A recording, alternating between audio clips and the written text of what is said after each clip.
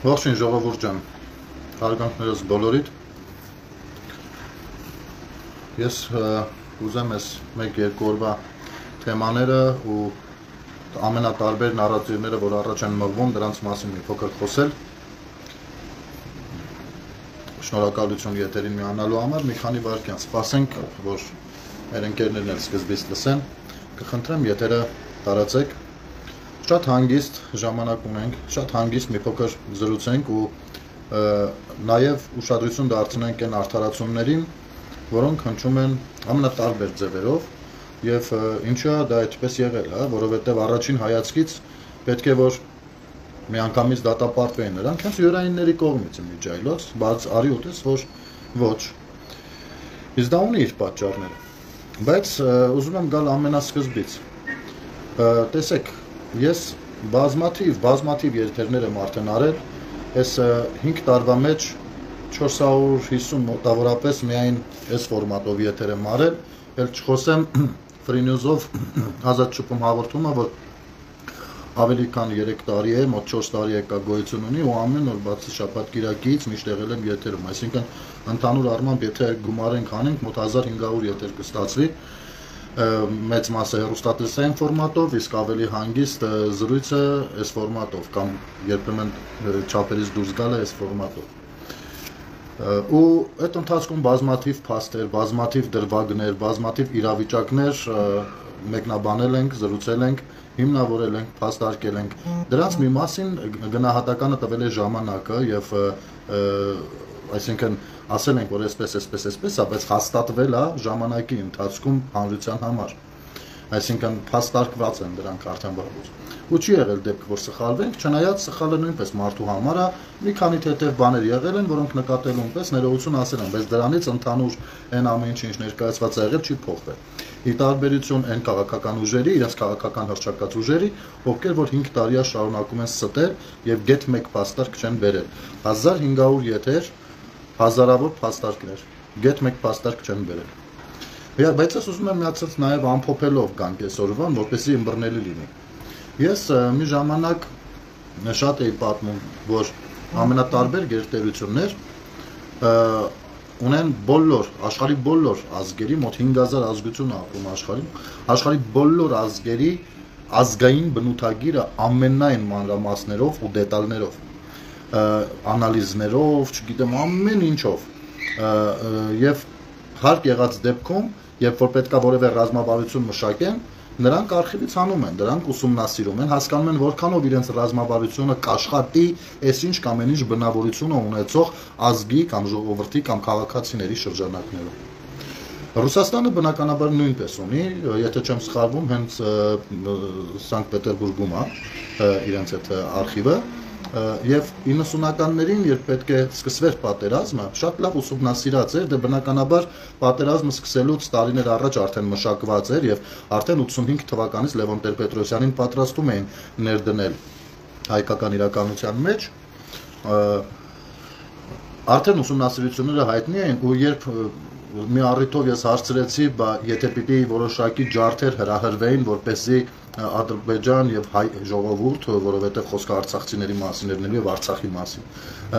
ռազմական գործողություններ սկսվեն եւ այլն, որպեսզի Արցախի հարցը այդպես լուծվի տարածքային ամբողջականության մեջ, ապա ինչու այնպես արեցին, որ այդ ջարդերը հրահրեն ավելի շատ Բաքվում, Սուգայիթում, այսինքն ադրբեջանական կողմում եւ ոչ հայկական կողմում։ Ինչին ի պատասխան իմ շատ հարգարժան ծանոթը ասաց, որ որովհետեւ Հայաստանում որքան էլ սրային վիճակը, հայերը ջարդարար չեն։ Իրենք այդ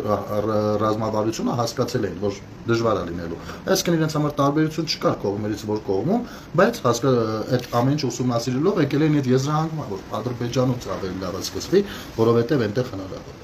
Հավատացեք, այդ արխիվը ժամանակ առ ժամանակ թարմացվում է եւ ժամանակակից տեխնոլոգիաներն էլ ստիպում են որպեսզի թարմացվի։ Ես մի ժամանակ ավելի հին հետևորդները կհիշեն, որ կարդում էի ձեզ համար սովետական միության տարածքում շրջանառվող հրյաների շրջաբերականը, կարելի է այսպես ասել, որը բավականին նման էր KGB-ի նաև գործելավոճին։ Մի խոսքով, ինչի համար այստեղից սկսեցի, որովհետեւ մենք նույն սխալն ենք փորձում կրկնել։ Նույն սխալը եւ փորձում ենք կրկնել նույն սխալը նույն ուժերի հրահրմամբ։ Բայց ժամանակակից տեխնոլոգիաների միջոցով ամենաշատը ինչ էր տարածվում, հա։ Ի սկզբանե, երբ որ վարչապետը մի օր արթնացավ ու բարկացած գրառում արեց, իսկ բարկությունը թափվում էր գրառումից, քերակնգա թեման եմ ես հիմա հիշեցնում, ոնց միանգամից վայնասուն դրեցին ու մինչև այսօր ուզում են, ես քանի որ հույս ունեմ նրանց հետևորդներից նույնպես դիտելու են թե այստեղ թե YouTube-ում, նաև նրանց հույս ունեմ կկարողանան որոշ բաներ հասցնել տեղ, որովհետև իմ հետաքրքրությունների գոտում չէ նրանց խորքային անասուն լինելը կամ մնալը այդ իրավիճակում։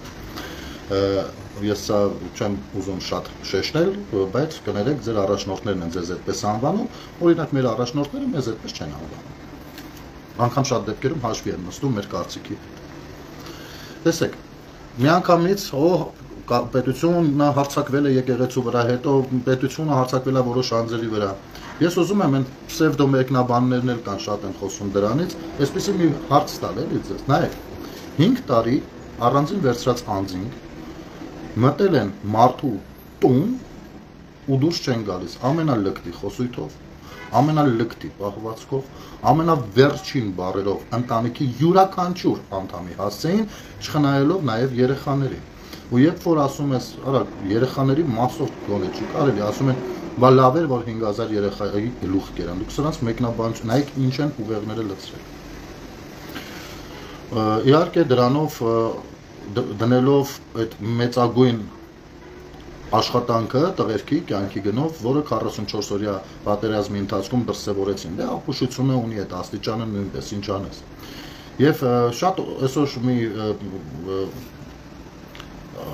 իմ կողմից որոշակիորեն հարգված, ամենայն դեպս դաստիարակված մարդ է։ Անձնավորության նույնպես դա բացատրում է, ասում է պատկերացրու քո տուն քո ընտանիք 5 տարի մտել չեն դուրս գալիս, ընդ որում դա անում են քաղաքական նկարտումներից ելնելով, շահադիտական նպատակներով, եւ դու մի օր ստիպված ես լինում ընդունել մարտահրավերը։ Քո առաջին նախադասությունը այդ տեսակ մարդկանց ինչպեսին նա լինելու, անկախ կարգավիճակից։ Մի հատ պատկերացրու, վերցու քո վրա քո կնոջ, մոր, երեխաներ։ Գիտեք ինչ, օրինակ Ես եթե մինչև պատերազմը ինձ որևիցե մի ընկերոջ հարցնեք գնել իմ բնութագրի մի բառով, կասեին խիստ մարդասեր։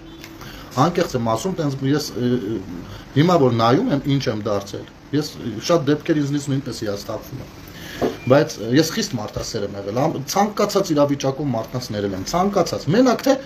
թե զգայի հասկացել եմ, որ մեղավոր են, ինձ պետք չէր լինում, որ իրանք ասեն ներողություն։ Ես հենց զգում եի հասկացել է, արդեն ես էի անում առաջի քայլը, որ հանկարծ ինքն էլ շատ չնեղվի, հասկանում եք։ Բայց պատերազմից հետո իմ ազատ խոսքի իրավունքը, իմ ազատ կարծիքը հայտնելու իրավունքը որպես քաղաքացի հայտնելու ժամանակ դուք մտաք իմ տուն։ Դուք հատեցիք բոլոր կարմիր գծերը։ Դուք չխնայեցիք ձեր խոսքերում ու անեծներում այդ ժամանակ դեռ մի տարեկան իմ աղջկան։ Դուք ոչինչ չխնայեցիք։ Դուք անգամ պակիստանյան ու չգիտեմ ինչական համարներով իմ ընտանիքի անդամներին եք զանգում վախացնում։ Ու ես երբեմն ու դուք ինձ դարձրեցիք այդ ընթացքում գազան։ Այո, գազան։ Բայց որոշակի զսպվածություն այնուամենայնիվ ունենալով ես սկսեցի արտահայտվել ձեր հասցեին։ Դու գիտեք ինչ, ինձ հաճելի է, բայց ես երբեք ձեր երեխաներին փորձել եմ չհայոյել, որովհետև գիտեք ոնց, երբ որ հայհոյում ես, ինչ-որ տեղ անգամ սրտիցդ ոնց որ ցանկանաց, բայց երեխաների մասով չես կարելի։ Եթե դու իհարկե պեդոֆիլի նկարտումներ չունես։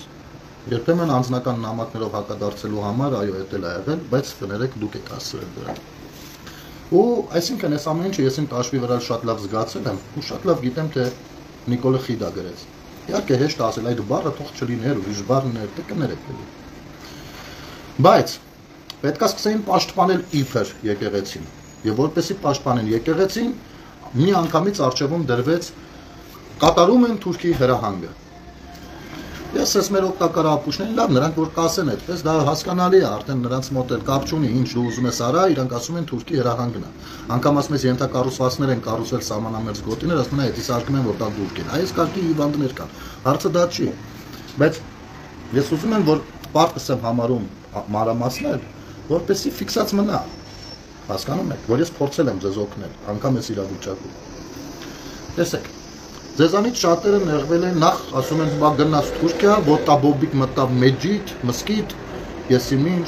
այո, Դա Կապույտ մզկիթն է։ Ես ինքս եղել եմ այնտեղ։ Առհասարակ եթե տեղյակ չեք, մզկիթ մտնում են ոտաբոբիկ։ Անգամ ամբողջովին բոբիկ, ասեմ ավելին, այդ նույն Կապույտ մզկիթի տարածքում գոյություն ունեն լվացարաններ, որտեղ իրենք մի քիչ առևտրական մարդիկ են, որ ամբողջ օրը դուրս են լինում ոտները փոշոտում, լվանան նոր մտնեն։ Դա ասեմ իմացել։ Կապույտ մզկիթը շատ հեռու չի Այա Սոֆիայից, ոտքի ճանապարհը մի քանի րոպեվա, եւ հանդիսանում է ոչ միայն որպես հավատքի վայր, այլ նաեւ որպես տուրիստական ուղղություն։ Սա ամենակարևորն է։ Օրինակ, երբ որ մեզ մոտ գալիս է հարավ կորեացի հյուր, չգիտես ինչու մենք նրան տանում ենք Գառնի Գեղարդ, չէ՞։ Ինչպես եք պատկերացնում, նրա բարեկամները ասում են, «Օ, դու դավաճանել ես քո կրոնը եւ գնացել ես քրիստոնեական տաճար», ոչ, չէ՞։ Որովհետեւ դա նաեւ բացի Աստծո տուն լինելը, դա նաեւ զբոսաշրջային ուղղություն է։ Եվ նույնը Կապույտ մզկիթը, դա զբոսաշրջային ուղղություն է։ Եթե դուք հիմա փորձեք գնալ Ստամբուլ, տուրիստական որևիցե տուրով, ես իհարկե Ստամբուլ չէի գնացել, գնացել էինք Բուլղարիա, բայց ավտոբուսով էինք գնացել ու բնականաբար Թուրքիայով ես անցնում, ուրիշ ճանապարհ չկա։ Եվ հետ գալուց մեկ օր մնացինք։ Եվ դա առաջի դեպքը չէր, մի 3-4 անգամ եղել է, այնտեղ հայկական եկեղեցում էլ միջոցառում են կարել, դեպքը եղել անգամ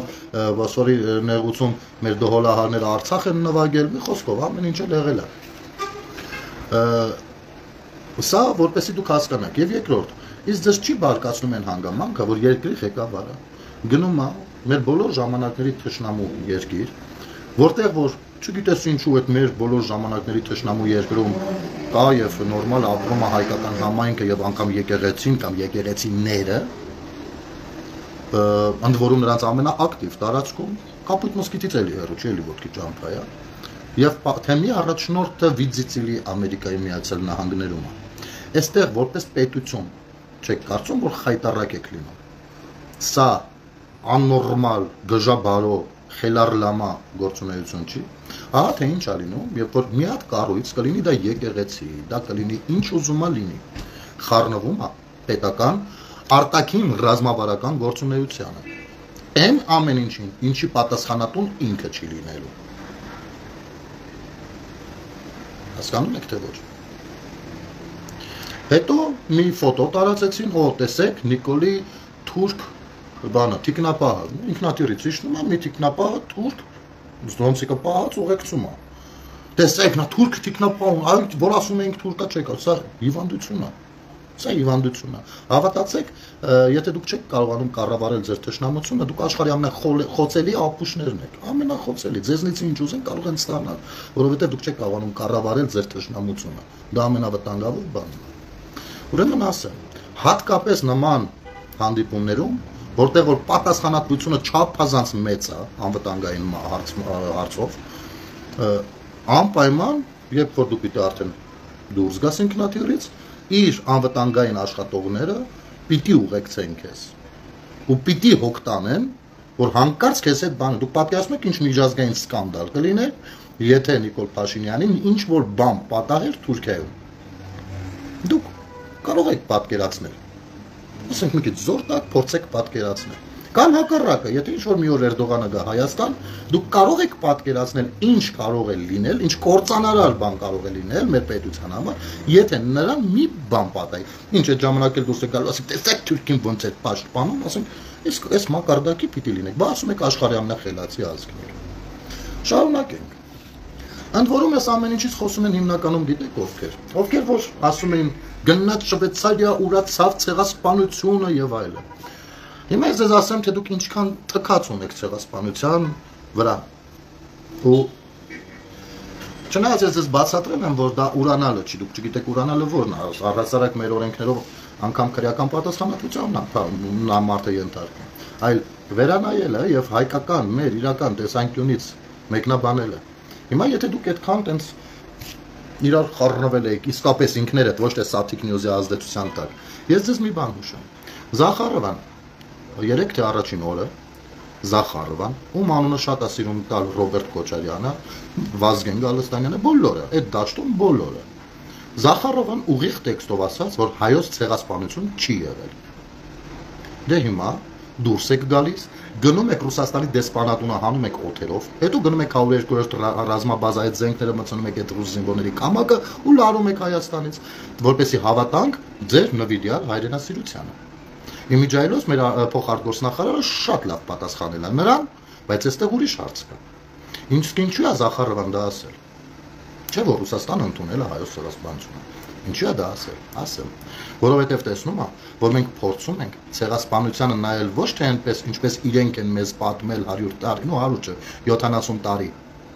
Եվ դա դարձրել իրենց կայսրության ձեռքի զենքը թուրքերի դեմ։ Եվ մեզ գործիք իմիջայլոց։ Եվ տեսնում ա, որ մենք սկսում ենք ինքներս վերանայել այդ ամեն ինչ ու ինքներս գնահատական տալ, իսկ իրականում ինչ եւ ինչպես է եղել։ Ու սարսափում են, որ այդտեղ կարող է հանկարծ ռուսական հետ նույնպես բացվի եւ պակաս չլինի, քան Ենիչերիների գործողությունները ելիթ թուրքերի եւ Սուլթան Համիդի տարբեր ժամանակներում կատարման։ Հասկանում եք։ Թուրք բառից դուք գրգռվում եք, դրա համար եք շատ օգտագործում։ Ձեզանից շատերն ասում են, հա դե որ ինքը այդ բառից չի վիրավորվում, բայց ինչ կա թուրք է ուրեմն ասես բաներ։ Իսկ ես հարցը բազմիցս տվել եմ, մի հատ եմ տալիս։ Հա, մինչև հարցը տալը, իմիջայլոց, մեր բոլորիս կողմից շատ սիրելի շանսոնի է Շարլ Ազնավուրի տեսաներից մեկը ազգությամբ թուրք է։ Ունեք ասելիք։ Կարող եք հրապարակային ձեր ասելիքը գրել Շարլ Ազնավուրի մասին։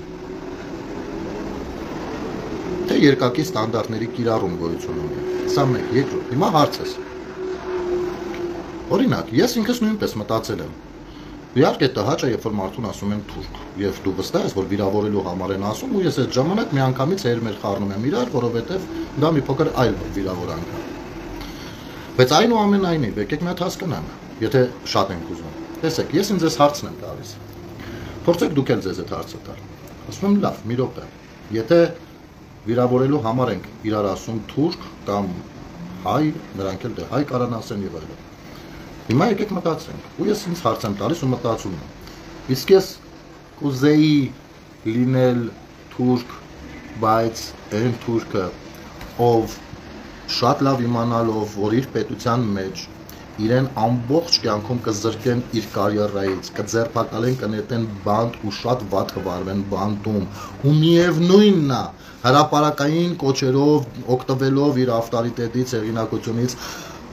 իր հասարակությանը փորձում է բացատրել ու հասկացնել, հասցնել տեղ, որ պետք է ընդունել հայոց ցեղասպանությունը,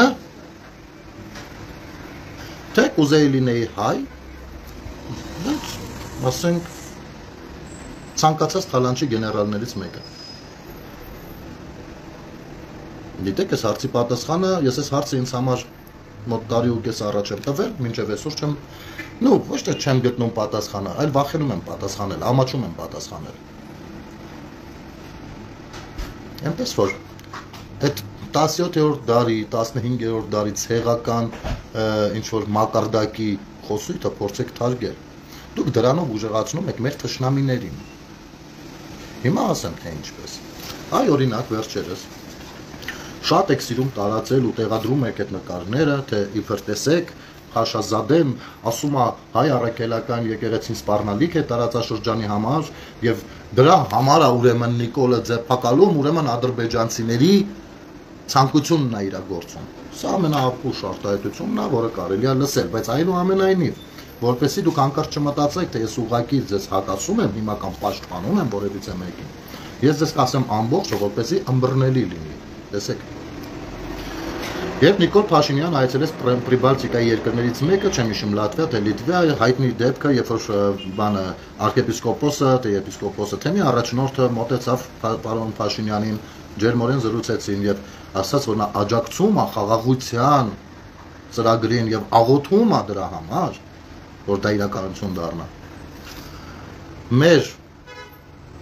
Էջմիածինը մի հատ անհավասարակշիռ, անհեռատես դավաճանական քայլ արեց։ Գրեց, որ իրենք ինքնագլուխ գործունեություն ծավալողների այդ բաները մի խոսքով էլի մենք չենք կիսում այդ կարծիքը։ Ինչից հետո Փաշազադեն Փաշազադեին տվեցին հնարավորություն անելու տվյալ արտահայտությունը։ Հիմա տեսեք։ Պետական անվտանգային ռազմավարությունը արտաքին հետևյալում է կայանում ամեն գնով, իհարկե ամեն գնով ասածը սուվերենությունը պաշտպանելը այդ կարմիր գծերը չի դրվում հարցականի տակ։ Բոլոր ջանքերը լավ կիրառել, որպեսզի հասնել խաղաղության։ Թեմի առաջնորդներից մեկը ասում է մենք աղոթում ենք այդ ծրագրի համար, իրականանալու համար։ Էջմիածինը հակադրվում է։ Դրանով ասելով, ուղիղ ասելով, որ իրենք դեմ են խաղաղությանը։ Իսկ այս խաղաղությունը, ինչքան էլ որ ձեր ուղեղը փորձում են մտցնել, թե պարտադրում է Ադրբեջանը, շատ սխալվում եք, կարող է դուք այնքան եք ձեզ թույլ զգում, որ չեք հավատում, բայց այս խաղաղությունը պարտադրում է Հայաստանը։ Իհարկե ներկայացնելով, որ այստեղ պարտադիր ստիպողական բաներ չեն գալու, դա դիպլոմատիկայի Արա Աբրամյանի ասած խաղերի ստրուկներից է, բայց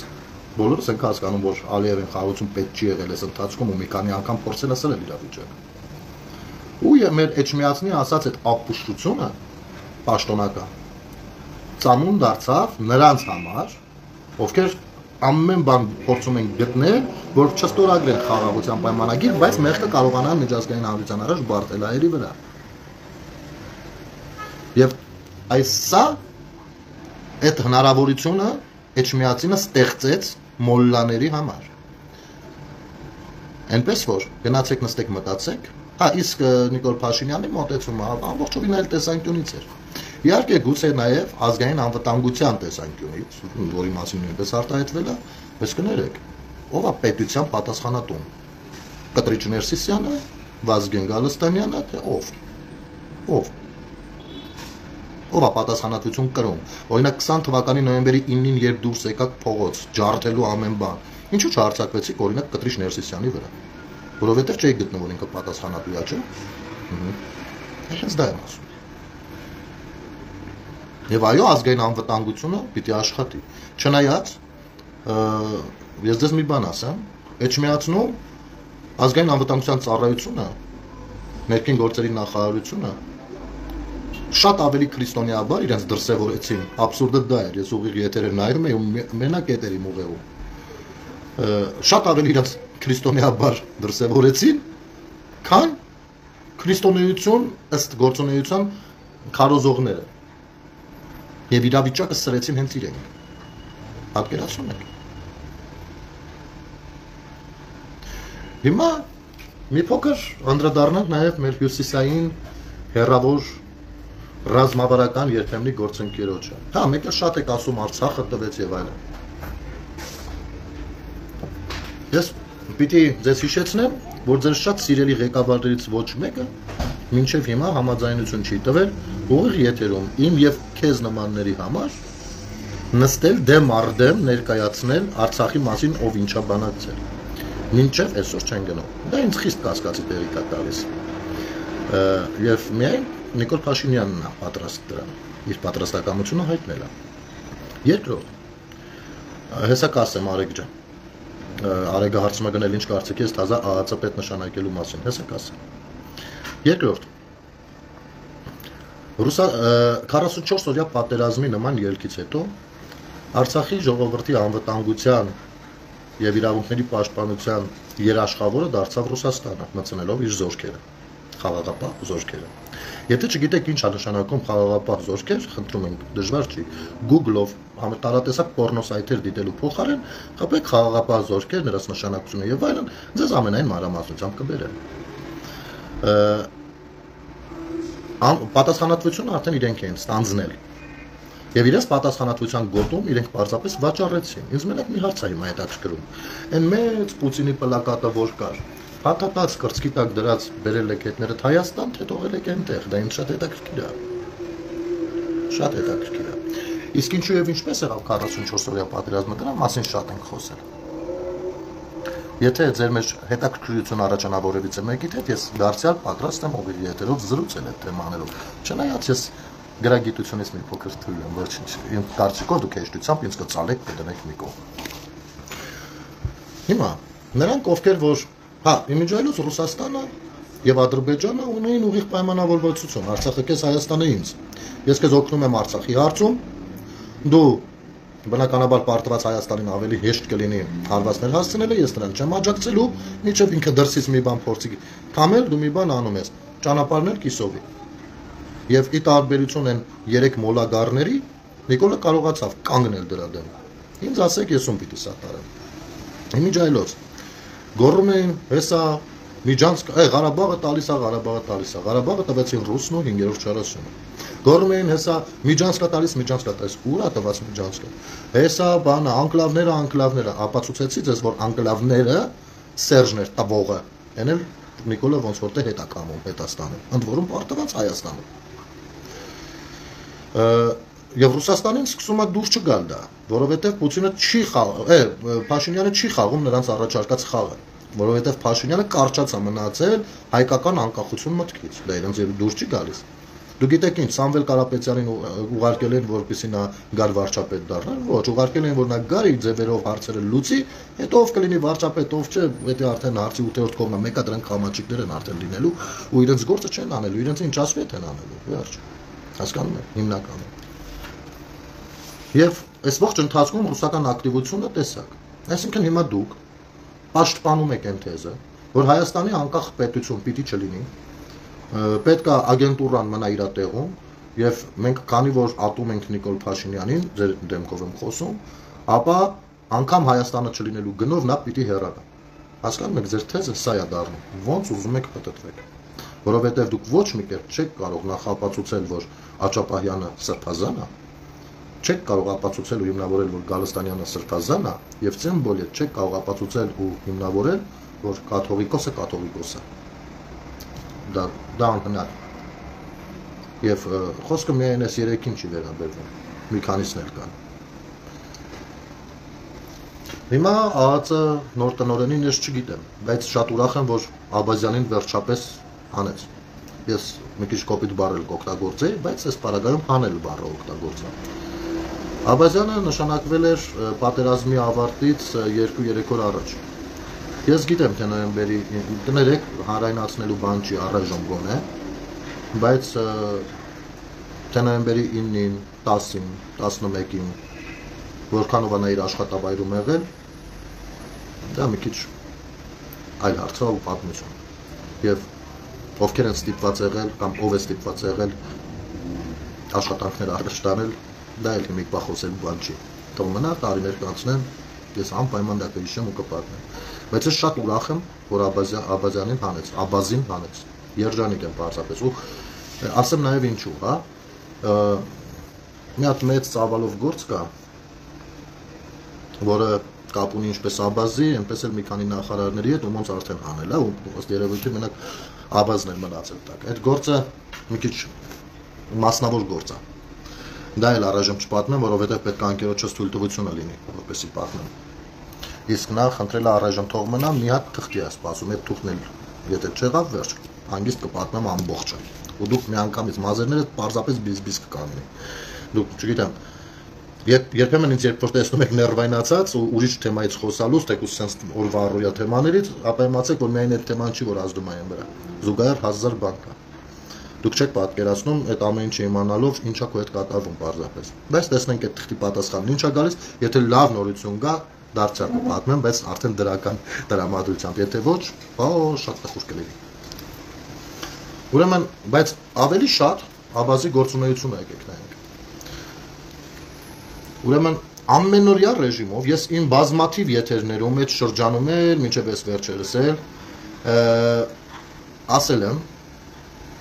որ չկա աշխարհում չտեսնված չլսված բան է, որ Երևանում կոնկրետ բաց երկնքի տակ ամենօրյա ռեժիմով տերորիզմ է քարոզվում։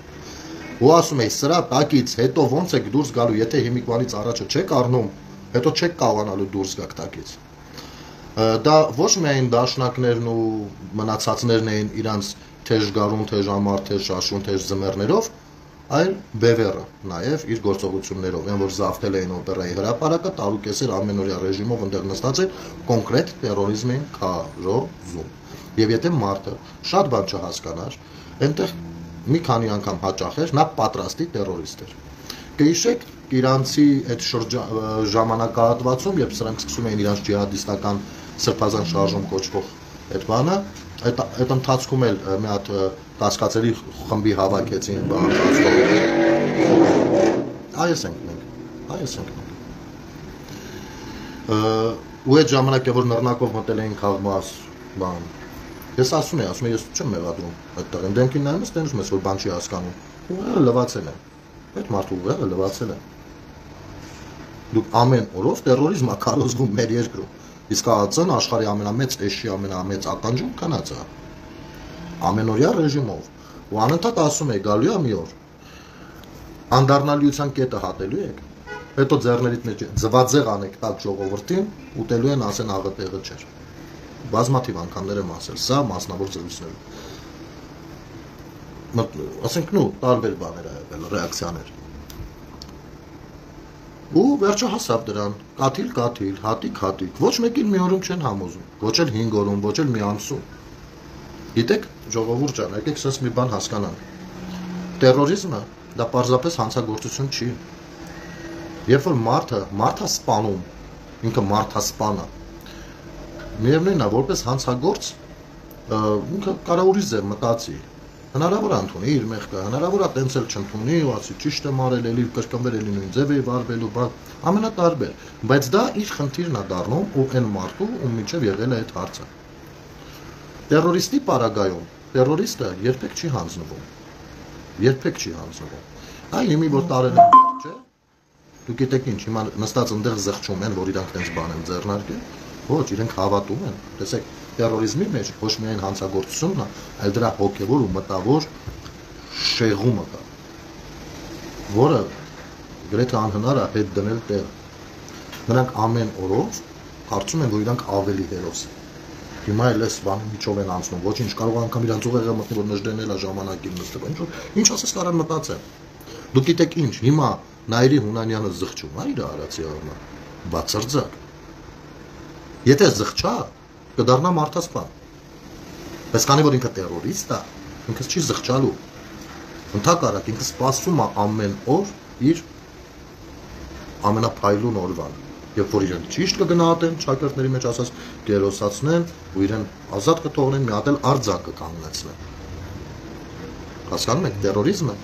շատ այլ ու շատ բարդ բան է դա հանցագործություն չի միայն եւ նրանք հանցագործներ չեն միայն կան հանցագործներ որ ընդունում են որ իրանք հանցագործ են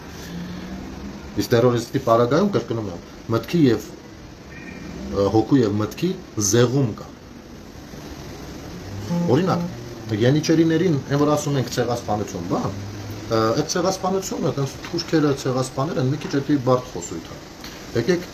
շնորհակալ եմ Հակոբ եղբայր շատ շնորհակալ եմ նու հա մի քիչ ամեն դեպքում բարդություններ կա բայց ոնց որ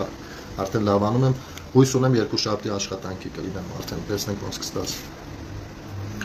տեսեք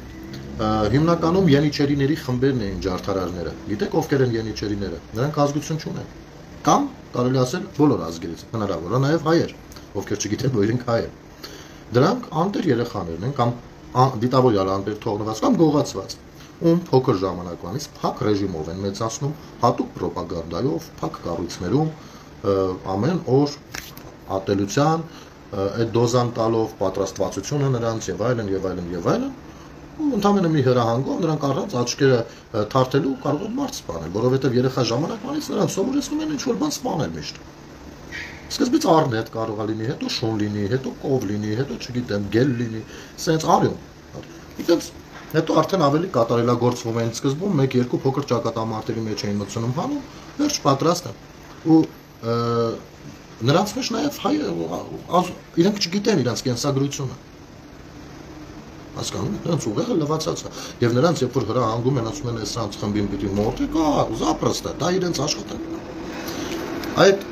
մոդելը ժամանակակից բանով մի քիչ ավելի վերափոխված դառել է տերորիստները Տերորիստին ժամանակի ընթացքում ուղեղը անընդհատ լվում են ու գալիս են մի կետի, երբ որ մարդը արդեն պատրաստ է դրա։ Մարդը համոզմունքներով դրա մեջ է արդեն։ Իսկ Հայաստանում ինչն է շատ տգետ մարդը։ Եթե այդ տգետ մարդու մեջ մի քիչ էլ ատելություն կա ցանկացած մեկի նկատմամբ, ես ձեզ վստահեցնում եմ ամենահեշտ կառավարվող մարդիկ են։ Հիմա ձեր կողմից շատ ատելի Նիկոլ Փաշինյանը անում է ճիշտ հակառակը։ ասում եմ, որպեսզի մեզ չստացվի, որ ես ձեզ օգտագործեմ, չնայած ինձ կարա ձեռ տա, որ ես ձեզ օգտագործեմ, եկեք կլինի, անկախ ձեր տարիքից փորձեք կրթվեք։ Եվ դուք ծաղրում եք նաև դա։ Գիտեք ինչու։ Որովհետև Սաթիկ Նյուզը ձեզ ասում է, ոյ նայեք ինչ են ասում, դուք էլ հավատացեք դա ասում։ Հասկանում եք։ Ես բազմաթիվ վիդեոներ մոտս պահել եմ օրինակների համար։ Դրանք տարբեր ժամանակներում, ինչ որ այս մեդիա տերորի շրջանակներում են եղել մանիպուլյացիաների։ Ես պահել եմ, որ հեսա շուտով տենց կարող է շարք անեմ, ձեզ ցույց տալու համար, թե ինչպիսին է լինում մանիպուլյացիան։ Այսինքն մանիպուլյացիան իր մեջ պիտի պարունակի ճշմարտության էլեմենտ։ Մի ճշմարտության էլեմենտ, որը բոլորին ընդունելի է։ Օրինակ, բոլորիս ընդունելի է, որ թուրքը մեր թշնամին է։ Եվ եթե ինչ-որ մեկը, օրինակ քեզ ասում է, թուրքը մեր թշնամին է, դու ասում ես, հա, թուրքը մեր թշնամին է։ Ու սկսում է 1, 2, 5, 10, սկսում է քիչ-քիչ քեզ տանել իր աուզը։ Դրանք տեխնոլոգիաներ են, ինչպես ասում էր ձեր Վազգեն Գալստանյանը, կամ եթե կուզեք, ձեզ համար սրբազան Բագրատը։ Ինձ պարզապես ցավալի է դա տեսնել։ Իսկ ինչ վերաբերվում է ԱԱՑ պետին նորին, դեռ տեսնենք, կաշխատի Երևան։ Համենայն դեպս կարծես թե քննությունը որոշակիորեն անցավ։ Մնացածը ժամանակը ցույց կտա։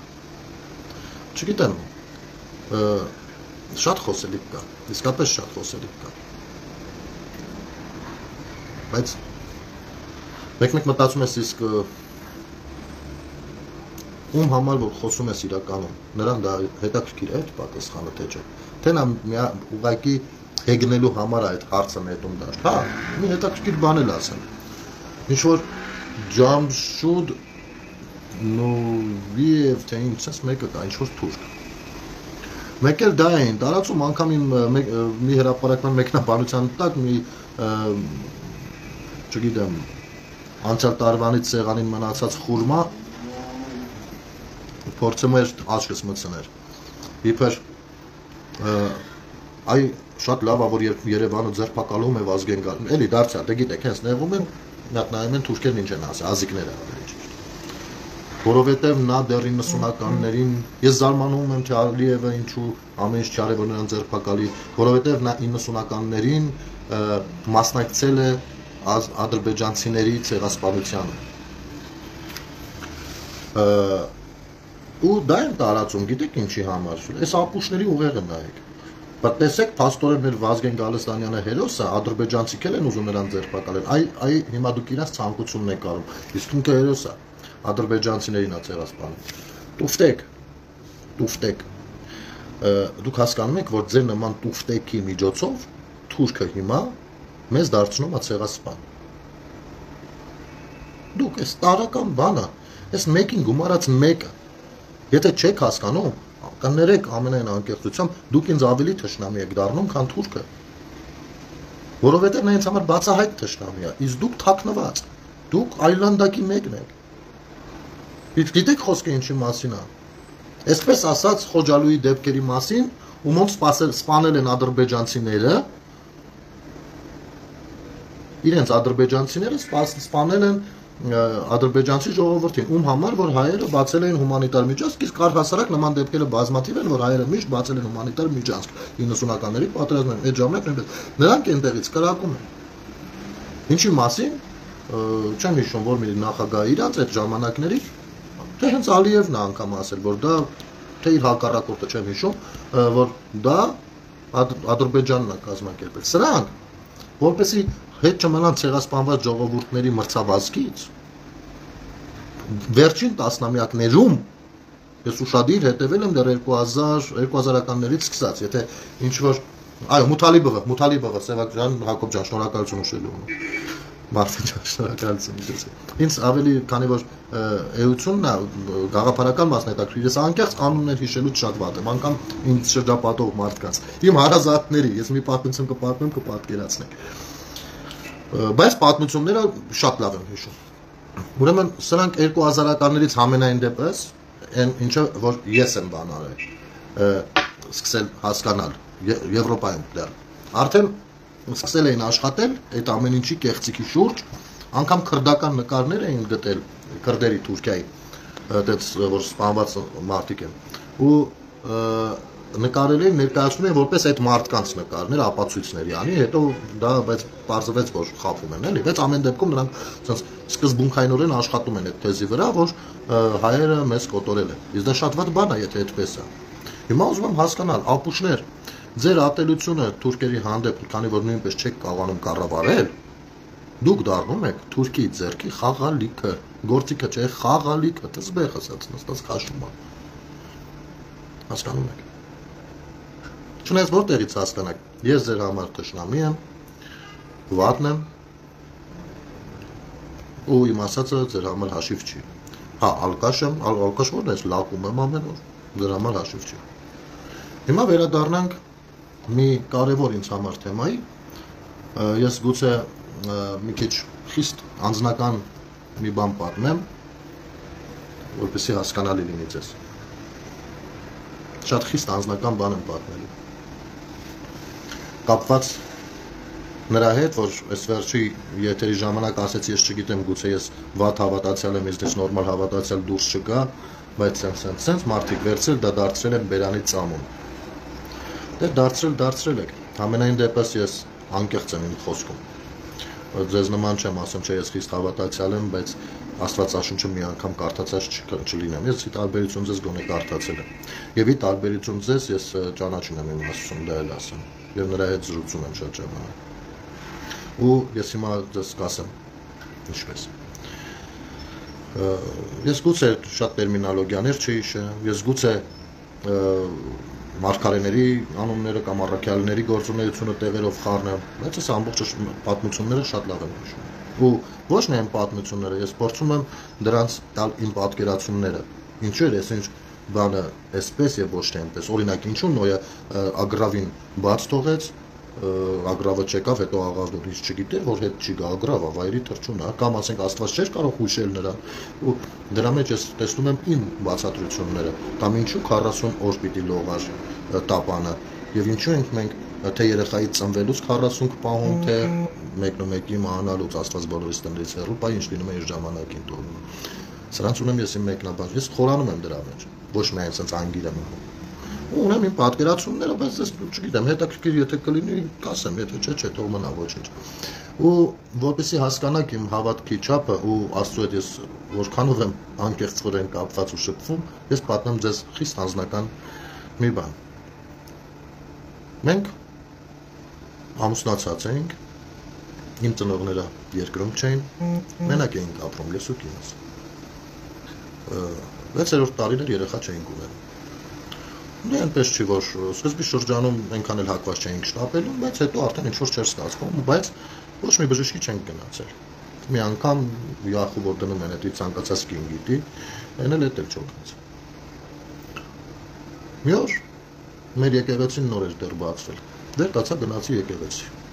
Ասի գնամ մի հատ բան ունեմ խոսանք։ Ես առհասարակ որ գնում եմ եկեղեցի, սիրում եմ մի քիչ լուրջ աբերի գնալ, որովհետև նստում եմ այն նստարաններին խորանի մոտ ու կղվում իմ մտքերի մեջ, ես այդպես եմ խոսում, ինչ-որ մինի բան կարելի համարել էր ինչ-որ տեղ։ Հետո մոմը վառում եմ, աղոթում եմ, գալիս եմ։ Գնացի, նստեցի ու զրուցում եմ մտովին։ Ասում եմ ուղիղ, շատ sense մարդավարի։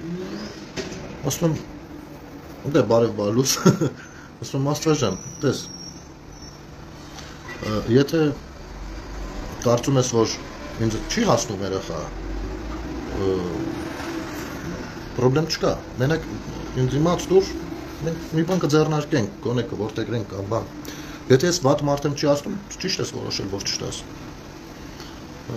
եթե սա փորձություն է դե ասա որ ախր այդ փորձությունով դու իմ աչքին չես իջնելու էլի դու իմ Աստվածն ես իսկ եթե այդ ամեն ինչը այդպես չի ինձ հասնում է, ապա ասա որ արդեն ժամանակն է էլի։ Այսպես շատ մտերմիկ, ոնց որ ընկերոջ հետ խոսեմ, այդ տենց ազատ ես խոսում եմ։ Զրուցում եմ ու ունենց է ստացվել այդ պահին, որ ես վստահ եմ, որ իր հետ եմ զրուցում ու ինքը լսում է ինձ։ Այդպես մի հատ իրավիճակ, ես չեմ ասում հիմա ինձ կարամ նստեմ, չէ, այդպես բաներ չկա։ Բայց ես այդ պահին վստահ եմ, որ ինքը ինձ լսում է։ Ես զգում եի, որ ինքը ինձ լսում է։ Ու ոնց որ ինքը ինձ հույս տվեց, որ նորմալ կլինի, ու ես շատ վստահ դուրս եկա եկեղեցուց շնորհակալությունս հայտնելով Աստծուն ամեն ինչի համար ինձ լսելու համար ու դուրս եկա։ Անցավ մոտավորապես մի ամիս։ Մի օր քնած եմ ու երազ եմ տեսնում։ Են լինում են երազներ, որ ամբողջ կյանքում հիշում ես։ Այդտենց երազ եմ, որ սաղ ջանով զգում եմ այդ երազը։ Արթնացել եմ, մտածում եմ այդ երազի շուրջ ու դրական նենց կայֆ զգացողություն ա մոտս։ Մեկ էլ ընկերս ա զանգում առավոտ շուտ։ Զարմանում եմ, որ այդ ժամին ա զանգում, բա գնել ջան ասում ա, պիտի գնամ Լեննական մամայի պապայի հետ գալուց, որ մենակ չլեմ կգաս, միասին գնանք, բարեկամներ մահացել,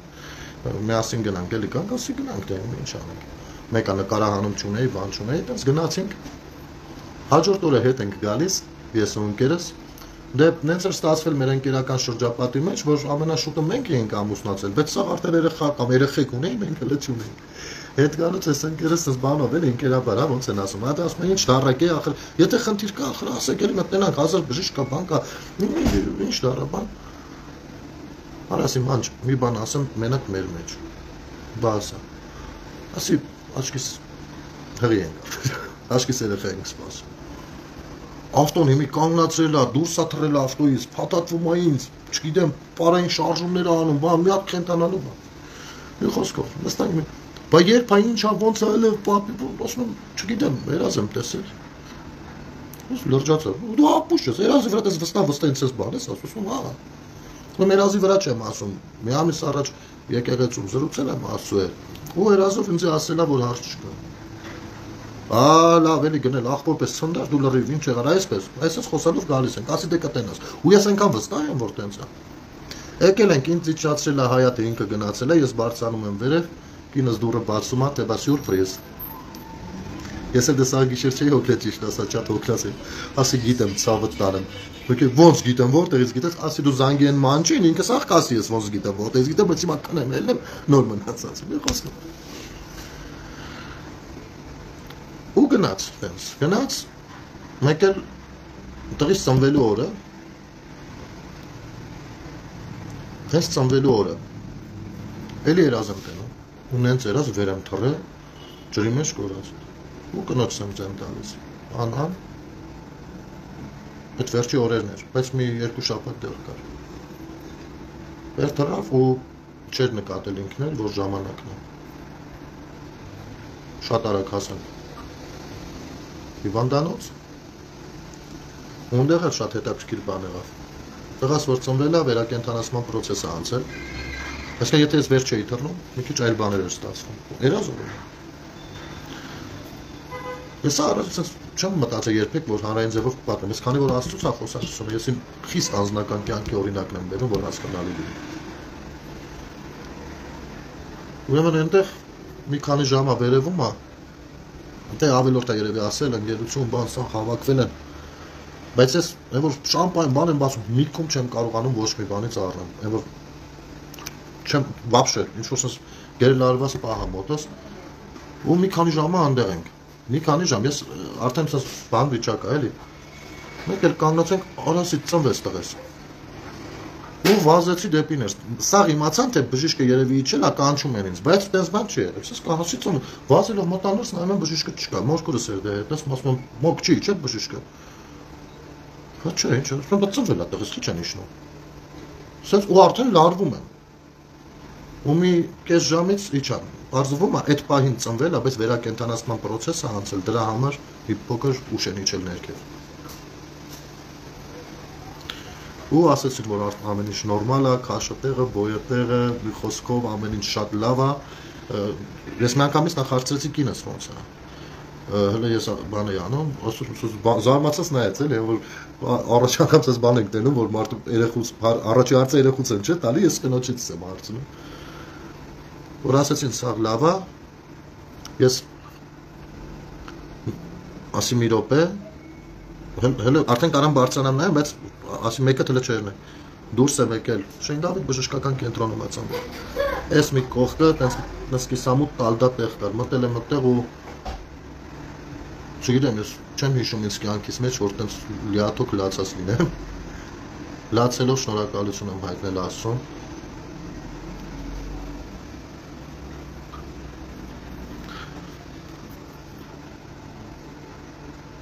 Այդպես 6-րդ եւ 7-րդ տարում ծնվեց տղես։ Հետո 7 տարի անց ծնվեց աղջիկս։ Աղջկաս ծնվելուց ես համերգներ էինք տարել Արցախ զորամասերը Կուբատլույից գալիս են ու Կուբատլույում դե այնտեղ նուրը շատ էր էլի այդպես մի տոպրակ հավաքել եմ այն հասած շրջանում ենք մի տոպրակ հավաքել եմ ու մի հատ էլ նենց սիրուն ճյուղ էր վրան 3 հատ նուր տենց այդ էլ դրել եմ մեքենայի այդ շիտոկի վրա նկար մի հատ ասի տենց դեր ու այդ օրը պիտի կինս իմանար սերը երեխայի ու առաջին անգամ որ ես հետը չեմ գնացել որովհետև այդ իմաստով ես ասենք շատ ուրիշ ես եմ տարել կոպիտ ասածղիությունը ասենց ասեմ ասենք կինս երբ որ հղի էր չգիտեմ սա գործերը ես էի անում չգիտեմ ամեն ինչը ու իրան այնքան է ուսումնասիրել ինչ անել պետք ինչ չէ որ անգիր գիտե էլի պատրաստի բժիշկ էի դարձել արդեն ինչքան ինչա պետք օգտագործել ոնք խոսքով դողում էի աղջիկս պարագայում մի փոքր այլ էր սա մի քիչ ավելի համարձակ ու ինքն էլ համարձակ ամբոստա աղջիկս իմ քթից է թռած տղես կոպիա մերն է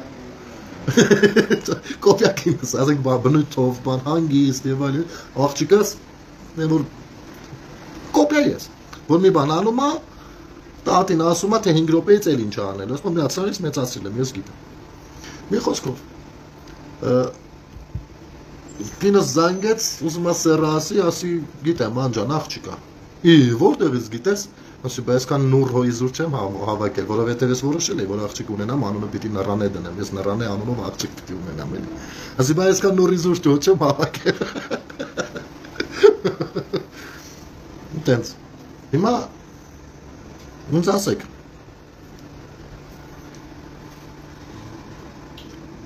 կարամ ես Աստծու դեմ դուրս եկող լինեմ թե չէ կարամ ես որևիցե մեկից պակասը չնայած ես այդ մրցակցության մեջ միևնույնն է չեմ մտնում որովհետև ավելի շատ սիրելու մրցակցությունը ո՞րն է սիրելու մրցակցությունը ո՞րն է դու կամ սիրում ես կամ կարաս միջին վերաբերվես սրտացավ կամ բան հա ասենք եթե մարդու պարագան կամ չէ ես իրավունք ունեմ եկեղեցին պաշտպանելու ստոր երևույթներից թե ոչ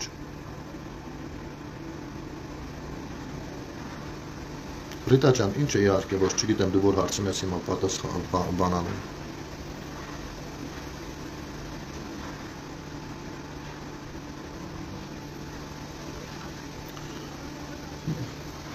Մի խոսքով այդքանով եմ ես հավատացել բայց իմ կյանքում շատ բաներ են եղել շատ բաներ որ պիտի ես չափազանց նենգ լինեի որ չընդունեի Աստծուն չափազանց նենգ ես կայեն պիտի լինեի որ չընդունեի Աստծուն մի րոպե կներեք Ալեք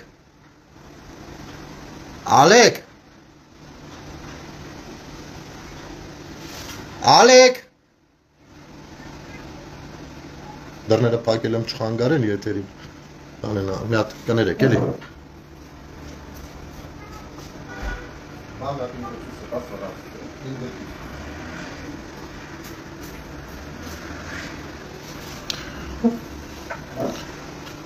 Ուրեմն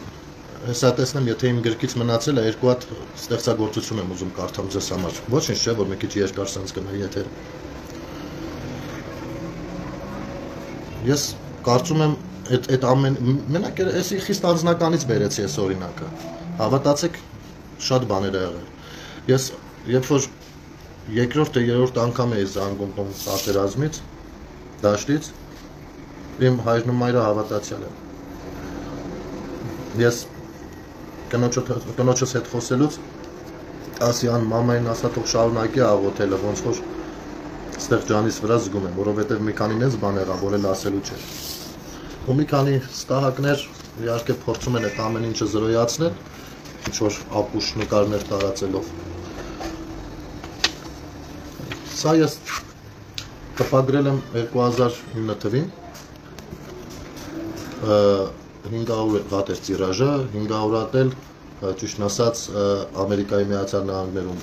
այդ ժամանակ տպեցինք, բայց սրանք իմ մինչև բանակ գնալու աշխատանքներ են,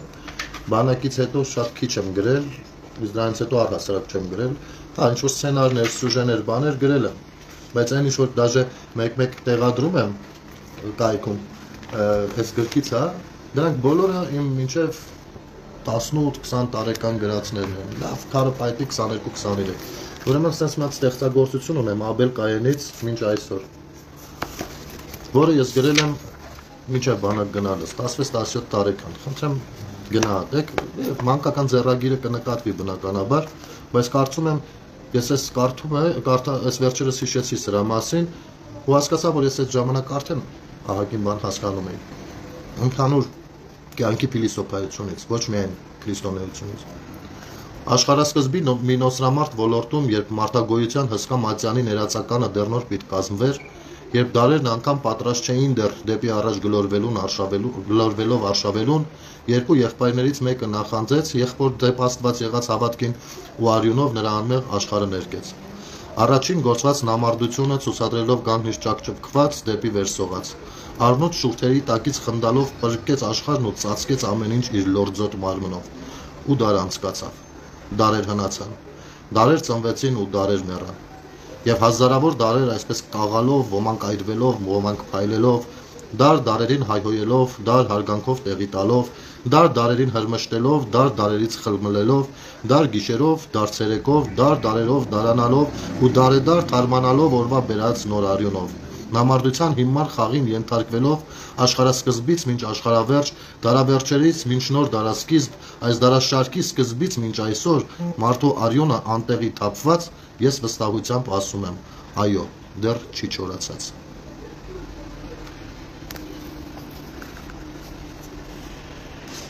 Արյուն թափելը սկսվել է ստեղից,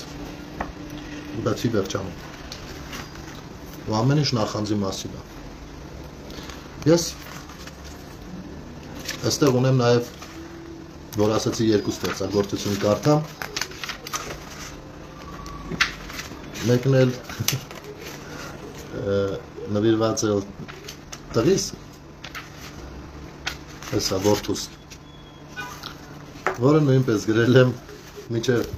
բանակ գնալուս էլի, այդ նույն տարիքին, այդ ընթացքում կամ բանակից երևի նոր եկած ժամանակ, չգիտեմ, բայց ես ամուսնացել եմ 27 տարեկանում, տղես ծնվել է 33 տարեկանում, իմ 33 տարեկանում, ու այդ ժամանակ արդեն այս ստեղծագործությունը գրել է, հետո տղաս երբ որ արդեն մի քիչ մեծացավ, կինս ցույց տվեց իրան, ասեց, տես անգամ ինձ այդ ժամանակ չի ճանաչել պապատ, բայց քո մասին ոտանավոր ունի, հա, ու ես էլ էի մոռացել, վերջ ես էլ հուզվեցի այդ ժամանակ, բայց էլի երիտասարդի գրածը երևում է, այդքան ոչ այնքան հմտություն է, բայց կարծում եմ նորմալ է։ Սա նվիրվել է այդ ժամանակ որդուս, բարև որդիս, իմ Անդրանիկ Մանուկ, ես սպասում եմ քեզ իմ ապագայում, որդիս որ չկաս, որ պիտի լինես, շատ խոսքեր ունեմ, որ պիտի ասեմ, սակայն վաղ է դեռ, այսօր դու չկաս, այսօր դեռ չկաս, բայց ես կսկսեմ մի երկու խոսքով, որ երբ դու լինես լավ պատկերացնես, թե ինչ հաստատ եմ եղել ասածներից մեջ, հասկանաս, որ այսօրվանից եմ սպասել, որ այդպես է եղել ու այդպես պիտի լինի, որդիս դու դեռ երազանք ես ամբողջովին, ինքս չեմ հիշում ինչքան խորհուրդներ են ինձ տվել, քչերն եմ ընդունել, հիմար եմ եղել, դու այդպես չանես, ուշիմ կլինես, մեծի խորհուրդը միշտ հաշվի կառնես, հոգումդ եղած հարգանքի փայլից ծերերի համար բարևի պահին բաժին կհանես, հարգիր, որ հարգվեց, հարգիր ամենքին, դուր չունևորին, երբ մի մուրացկան դողդող ձեռքերով կոպեկ աղերսի մի պահ ուշադիր նայիր աչքերին, ու երբ հոն տեսնես դառնության ամպեր եւ ձեռքդ տանես նեղ գրպաններիդ, ինչքան տալ էլ չմտածես, տուրային ինչ որ կա, ժլատություն չանես ավտոբուսի փող չփահես, ոտքով տուն արի, երբ ճամփից հոգնած պարկես անկողնում, բայց եւ զգաս կայտարության խաղը երակներիդ մեջ, արածիդ համար քեզ ու քեզ ժպտաս, ուրեմն իմացիր, որ իմ տղան ես, քո ցավը տանեմ, դու ինձ արժանես։ Սիրիր երկիրդ, որ սիրես դու քեզ, որ ինքզիդ հանկարծ օտար չհամարես։ Քայլիր ոչ թե տեսքով ամոթխած, այլ ինքնավս կա, այնպես որ հարցնեն ազգությունը քո։ Իսկ դու առանց ամաչելու երկրիդ լեռների գոռ արտակինով ու վահագնյան կայծակների շանտակով ձայնով հրկիզի նրանց միայն մի բառով, բառը, որ նշանակում է հայ։ Հայ մնա որդիս։ ու այստեղ անունը կա։ Իմ Ալեք Բալա։ Մեքենայի սուլոցի տակ ֆայտոնչիին մի մոռանա։ Սիրիր անցյալդ, որ հարգես ներկատ, որ կարողանաս կերտել ապագա, հայ է ապագա։ Սիրիր ապագատ, երբ որ կծնվես ու կմեծանաս, երբ սիրահարվես, քեզ չմոռանաս։ Սիրիր շատ զգուշ, սիրիր, շատ սիրիր, բայց դու մի թվոր հանկարծ կողոքի բարտվի կնոջ անկայում մտքին։ Ինչքան էլ սիրես, քեզ մի մոռացիր, դու այդ դու մնա, դու այդ դու եղիր։ Եվ որդիս, իմ հայ, իմ դու, որ ամբողջ զգացում ես իմ հոգու խորքում։ Դու որ դեռ չկաս, որ պիտի լինես, այնքան սիրում եմ քեզ։ Ինչեր կան, որ քեզ դեռ պիտի ասեմ ու ինչ հեքիաթներ, որ պիտի պատմեմ, բայց դա այն պահին, երբ դու կլինես։ Դե վերջացնեմ երազանքը իմ կիսատ թողնելով, իսկ մյուս հանդիպումը իրականությունում։ Հիմա գնամ։ Հիմա առայժմ պիտի աշխատեմ, պիտի կառուցեմ, դեռ պիտի կերտեմ մի ամրապինդ վայր ու փնտրեմ քեզ համար, քեզ ինձպես սիրող, ինձպես երազող մի քնքշահոգի մայր։ Դե իսկ հիմա ցա հանդիպում, իմ երազած որդի, ցա հանդիպում ապագայում։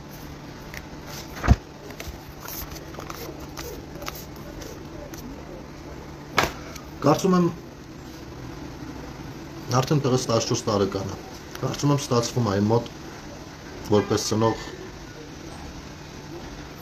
նրան գորե առնվազն մարդ դարձն։ Էսա, այս երկուսը ես էլի ունեմ ստեղծագործություն, անգամ դու ամենա աղոթքա կոչվում, բայց ձեզ չձանձրացնեմ։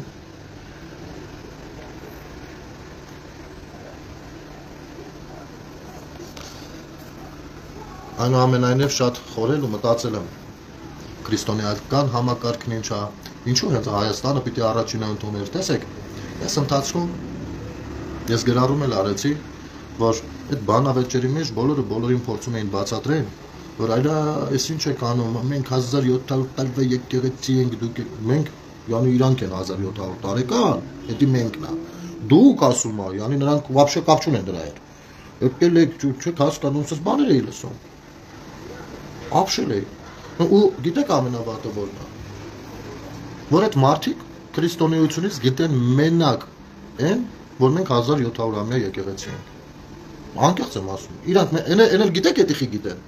որովհետև լավ գլուխ գովալու բան է, էլի։ Մենք առաջինն ենք ընդունել քրիստոնեությունը, Մունաթով է դա ասում, քրիստոնեությունից է խոսում, նայեք։ Մենք առաջինն ենք ընդունել քրիստոնեությունը, արա դուք ուր եք եղել 1700 տարի առաջ, արա։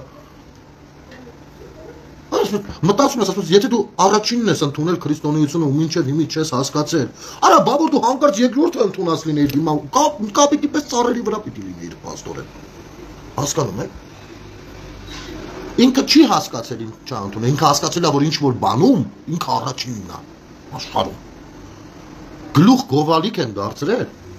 քրիստոնեությունը։ Առհասարակ հավատքը։ Գլուխ գովալու բան։ Ես ամենայն անկեղծությամբ խորհուրդ կտամ դուք էլ դիտեք ժողովուրդ ջան, Հովսեփ Խուրշիդյանը Նոյան տապանում 3 կարծեմ հարցազրույց եղել։ Ես ուզում եի կիսվել ինչ որ բան այն թերթվեց մոտիցս ու հետո էլ չգտա, մտածեցի լավ, հետո կկիսվեմ, պես մնաց։ Բայց խորհուրդ կտամ մտնեք նայեք Հովսեփ Խուրշիդյանի այդ եթերը Նոյան տապանին, հենց այդ շատ ուսանելի եթեր է։ Ես հասկանում եմ ինքը ինչից է խոսում, որովհետև ինքս ունեցել եմ այդ կարծիքները ու շատ ավելի խորքային եւ էլի ունեմ։ Ես նաեւ դրա համար եմ ասում, չգիտեմ ես որքանով եմ հենց քրիստոնյա, չգիտեմ, որովհետև ես Աստվածաշնչով չեմ սահմանափակվել։ Ես չեմ սահմանափակվել Աստվածաշնչով։ Ես փորձել եմ ուսումնասիրել ինչ հնարավոր է։ Որ ու երբ որ ինձ հարցնում էին ինչի համար, ասում եմ, բայց ես պիտի հասկանամ, ես պիտի իմանամ ինչի եմ այս ինչ բանը հենց ընդունում։ Իսկ դա կարող եմ իմանալ միայն համեմատականի մեջ։ Ես պիտի զուգահեռներ անցկացնեմ։ Եթե ես չուսումնասիրեմ, օրինակ, թեկուզ մեր հնագույն, ասենք դիցաբանությունը եւ այլն, եթե ես չուսումնասիրեմ մեր էպոսը, որը արժե համակարգային չափազանց կարևոր բան է, չափազանց կարևոր։ Ու ես փորձում եմ այդ գաղափարով ու այդ արժե համակարգային ձևով շարժվել, որը բավականին քրիստոնեաբար է։ Ես հայերեն լեզվով ուշադրությանը չեմ ասի, ասես դրել ջեշ կարդացել եմ, բայց ասես ինչ որ ուսումնասիրել եմ նաև Ղուրանը։ Ասեմ բավականին հետաքրքիր է եղել ինձ։ Առհասարակ այն ժամանակները ես ավելի շատ ժամանակ էի սիրում հատկացնել կարդալուն։ Ցավոք սրտի վերջին շրջանում ավելի քիչ ժամանակ եմ հատկացնում, ասենք օրինակ մի հատ գիրք կա, 2 շաբաթա չեմ կարողանում վերջացնել։ Բայց այդ եթերը ինչով է լավը։ Որ եթե ունեք պատկերացումներ ընդհանուր առմամբ, ձեզ շատ հաճելի կլինի ու իսկապես ես կցանկանայի նման խոսակցություն քննարկումները լինեին։ Այ հենց դա պիտի վաղուց հենց ձեռնարկեր եկեղեցին։ Երբ կնստեն եկեղեցականները, կնստեն փիլիսոփաները, ովքեր ավելի շատ աթեիստ են լինում, չնայած, կնստեն պատմաբաններ եւ խորքային վերլուծություններ, զրույցներ, հակադրություններ ու համադրություններ կգտնեն։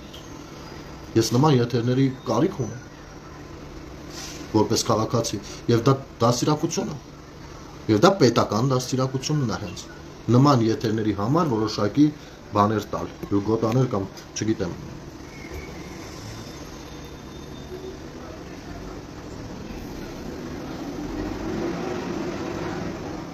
Այդ էջմիածնում, հա, երևի որ բան եղավ, զանգ եկավ, կկարգավորվի հեսա։ Ժողովուրդ ջան, ձայնս կտրտվում է, մարդիկ ասում են բոլորի մոտ, հա, տենց։ Որ մի բան զանգ եկա։ Ուրեմն մեկը ընդեղ էր, լրագրողը մոտեցել է, հարց է տալիս, սա ներկայանում է որպես ինտելիգենցիայի ներկայացուցիչ։ Ու անես բաներ է խոսում, ասում ես Աստված ջան, խնդրում եմ, այն որ եթե ինտելիգենցիա պիտի լինի ու սենց խնդրում եմ, թող չլինի։ Թող մենք էլ ոչինչ չունենանք ինտելիգենցիա, ինչ ա եղել որ։ Մի պատահում է, մի բան էլ թող չունենանք, ասենք օրինակ բոլորը ֆուտբոլ ունեն, մենք չունենք ոչինչ։ Ասենք հիմա թող ինտելիգենցիա էլ չունենանք, հիմա ինչ պիտի լինի որ, եթե սա պիտի լինի։ Կանոնել է, խոսում արանքում էլ սենց անում, ասում է, ես հիմա ամաչում եմ որ հայ եմ։ Որ ասում ես ասես պարոն ինտելիգենտ, որ խնդրենք, հենց այդտեղ քեզ կտաս գետին բարի գնաս։ Հենց այդտեղ դու ինքդ քո ձեռով, քո ոտով, էլի, ոչ ոք չմիջամտի, ուրիշ բաներ չդառնան։ Սառնվազն օրինակ, սենց բաներ են խոսում։ Ու գիտեք, այն կլորոյերով որ խոսում են, սենց փորձում են ինչ-որ ռուսական խոսել նրան։ Ինտելիգենցիա, իրանք տենց այդ են, ինտելիգենցիա այդ են հասկանում։ Մինչև հիմա իրանց մոտ բան չի փոխվել, 84 թիվն է հələ։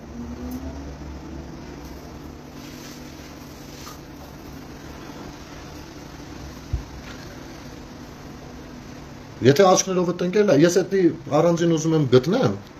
որ դրան էլ անդրադառնամ, թե ինչպես չի կարելի մտածել, ինչ տեսակ մարդ որպես ինձ հետաքրքիր չի, ամենայն հարգանքով, լավ, օքեյ։ Բայց եթե դու ներկայանում ես ինտելիգենցիա, արա աղբորպես, մի հատ նախ ինձ ասա տենամ քո վերջին կարդացած գիրքը որն է, որովհետև շատ հնարավոր է դա նույնպես լինի սովետական հրատարակչության։ Ու իսկ դա ոչինչ չի տալիս նորմալ մարդկանց, վաղուց։ Դա օրինակ, հիմա տղես, հա, պիտի գիրք կարդա, այդ ժամանակվա մի հատ արկածային գիրք տալիս եմ, որովհետև ավելի շատ ուղեղը մարզվի, ոչ թե այդտեղից բան սովորի, սովետական գրքերից, հատկապես պատմավեպերից, ոչինչ չես կարող սովորել։ Ճիշտ հակառակը, կարող շատ թյուր կարծիք կազմես ինքդ քո մասին։ Արա Մկրտչյան, հայվան, էշես դուս ես տալım։ Արա, տես, դու հիմա շահեկան դիրքերում չես, որովհետև դու մինչև մի նախադասություն գրես, ես 8 նախադասություն այս ծերից կմտնեմ, այն ծերից կերնեմ, քիչ չի տվա այդ հաստատ։ Երկրորդ, հուշեմ քեզ, դու ունես հնարավորություն չդիտելու, փոխելու Static News դիտելու։ Դաշտը բաց է։ Երրորդ, Մխիթարյան թող լինի լավ, դուս ես տալım, հայերեն արտահայտություն չկա։ Նախ դուս չի, դուրսը։ Տալım չի, տալիս է։ Դու երեխա ունես, քո երեխին տենց ես դաստիարակում, մեր ապագան, հայ ազգի ապագան, դուս տալımների ձեռքում է։ Ինչքանով ես դու պատասխանատվությամբ մոտենում քո ինքնակրթությանը, քո խոսույթին կամ քո ընտանիքում մեծացողների դաստիարակությանը, ինչ պատասխանատվությամբ ես մոտենում։ Դու անգամ քո երեխեքի մոտ չես կարող հայրական պատասխանատվությունը ամբողջովին կարես քո դուս ես տալımով։ Ուր մնաց թե որոշես թե պետության կամ մարդկային արժեհամակարգերի կամ քրիստոնեության մասին ով ինչ է խոսում, ինչքան է խոսում։ Հասկացա՞ր։ Հիմա արի դու գնա, ես չջնջեմ։ Ես կարամ ուրիշն, կարող եմ դուս ես տալımի լեզվով հետ խոսամ 8 հարգով։ չեզոքացնեմ անհետանաս։ Ու ասեմ ավելին։ Դու թռած ես մնալու իտոգում։ Ես կարամ սկրինով քո թռնելը, հետո հրապարակեմ, եթե կայֆ ունենամ։ Քո տեսակից շատ կա ցավոք սրտի։ Քել ինքնամաքրվի։ Դա Ժողովուրդ ջան, սենց ինչ որ եթեր ստացվեց։ Եթե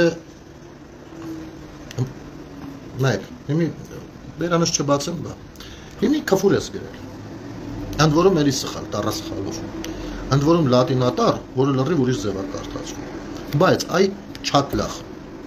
Ներողություն ժողովուրդ, չէ, բատլախ։ Բատլախը գիտես որն է։ Ասա, չատլախը մի հատ բատլախ է, ոնց որ ասենք 10 սանտիմետր մի դեցիմետր է, դու այդ դրա բատլախն ես, հասկացա։